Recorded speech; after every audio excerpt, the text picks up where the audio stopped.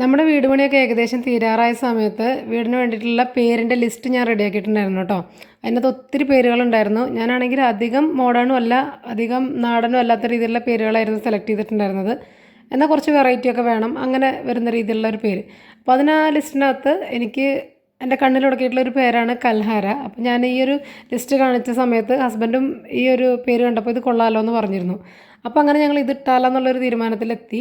അങ്ങനെ ഇതിൻ്റെ അർത്ഥമൊക്കെ നമ്മൾ ഗൂഗിളിൽ തപ്പി നോക്കിയപ്പോഴാണ് അറിഞ്ഞത് കൽഹാര എന്ന് വെച്ചാൽ വെള്ള താമര എന്നാണ് അതിൻ്റെ മീനിങ് എന്ന്. ആ സമയത്ത് നമ്മുടെ വീട്ടിൽ താമരയൊക്കെ നല്ലപോലെ പിടിച്ച് വന്നുകൊണ്ട് നിൽക്കുന്ന ഒരു ടൈമാട്ടോ. നന്നായിട്ട് പൂവൊക്കെ ഉണ്ടായി നമുക്കങ്ങനെ അതിൽ ഭയങ്കര എന്നോടൊരു ക്രൈസ് തുടങ്ങുന്ന ഒരു സമയമാണ്. അപ്പോൾ എന്തായാലും ഇത് വെള്ളത്താമര എന്ന് കണ്ടപ്പോൾ നമ്മുടെ വീടിൻ്റെ പേര് കൽഹാര എന്ന് ഇടുന്നതുകൊണ്ട് തന്നെ ഒരു വെള്ളത്താമര നമ്മുടെ വീട്ടിലും വേണം എന്നുള്ളൊരു ആഗ്രഹം അതിൽ വന്നു കേട്ടോ. അങ്ങനെ ഞാൻ ഓർഡർ ചെയ്ത് വരുത്തിയതാണ് ഈ ഒരു വെള്ളത്താമരയുടെ ട്യൂബർ. സംഗതി നല്ല അടിപൊളി പ്ലാന്റാണ് കേട്ടോ. നന്നായിട്ട് പൂവുണ്ടാവുന്ന ഒരു വെറൈറ്റിയാണ്. ഇതിൻ്റെ പേര് വൈറ്റ് പിയോണി എന്നാണ്. എങ്ങനെയുണ്ട് നമ്മുടെ വെള്ളത്താമര? ഇഷ്ടമായോ?